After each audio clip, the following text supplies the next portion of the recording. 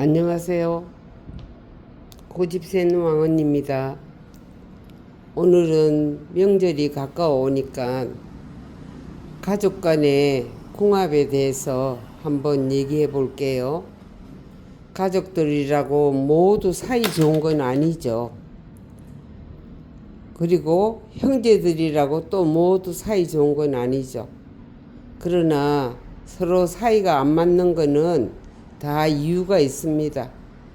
태어난 띠가 서로 상극일 수도 있고, 또 사주 간에 상극이 들어갈 수도 있는데, 사주까지는 저는 볼 줄은 모르고 수지 공부를 하면서 오행을 배울 때 띠의 상극은 제가 배워서 그걸 생활에 도입을 해보니까 굉장히 재밌기도 하고, 그 상극인 사이가 좋지는 않아요. 그러나 가족이기 때문에 원래 그럴 수 있다 그렇게 생각하고 조심하다 보면 모르는 것보다는 조절할 수가 있고, 그리고 이해를 해줄 수가 있는 거잖아요. 그죠?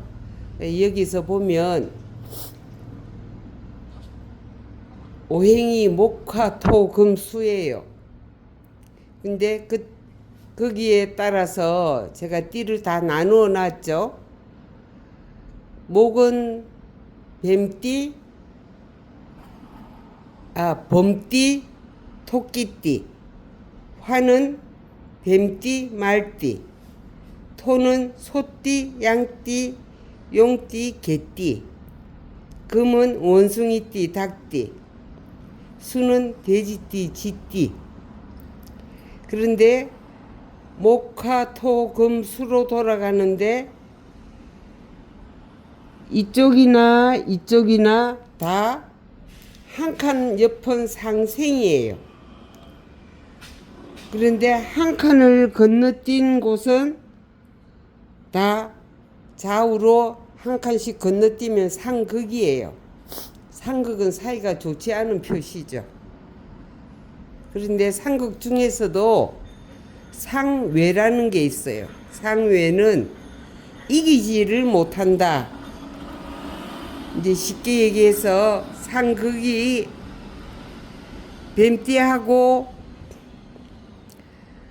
뱀띠와 쥐띠를 보면 뱀은 불이에요.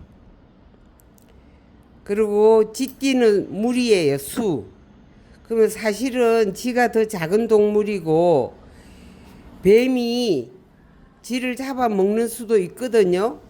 그런데도 오행에서는 물이 불을 끕니다. 물이 불을 이겨요. 그래서 화는 물을 이길 수 없다. 그래서 상외라고 그래요. 이쪽에서 보면 그냥 상극인데 뱀이 쥐를 볼 때나 돼지를 볼 때는 상외라고 그래요. 그게 이게 오행에서 보는 방법이거든요. 그래 또 보면 나무하고 토. 우리 아들이 범띠고 제가 소띠예요. 그러면 상극이긴 한데 나무가 흙을 파먹고 살잖아요. 그래서 흙은 나무를 이길 수가 없어요. 그래서 흙이 나무를 이길 수 없다 해서 상외라 그러고, 나무는 흙을 그냥 상극이라고 그래요. 그러니까 이길 수 없는 거를 상외라 그러고 이기는 거를 상극이라고 그러고요. 그래서 상극에도 이길 수 있는 쪽이 있고 이길 수 없는 쪽이 있어요. 그러니까 나쁘다고 다 나쁜 건 아니죠.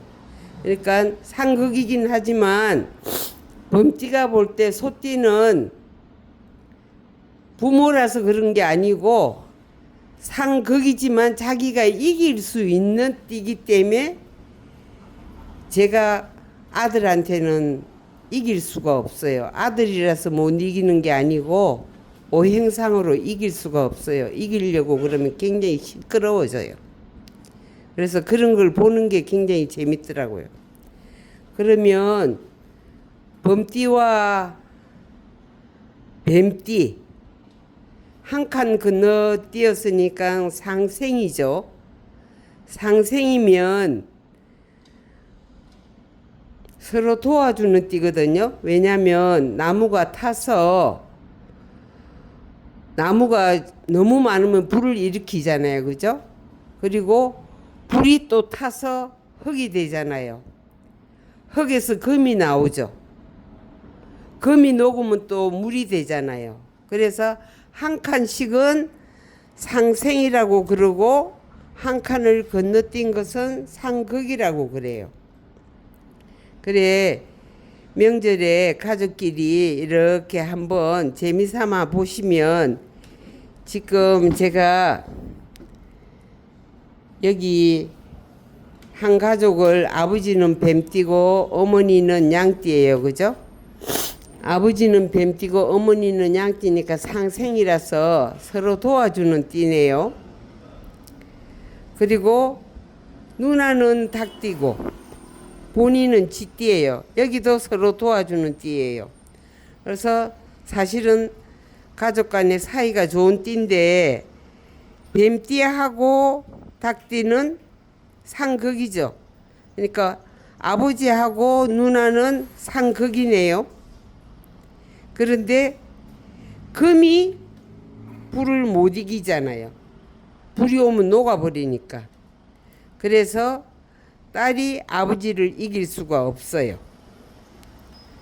그리고 본인은 쥐띠인데 아버지는 뱀띠예요. 그러면 아버지가 아들을 이길 수가 없어요. 물이 불을 끄니까. 너무 재밌죠.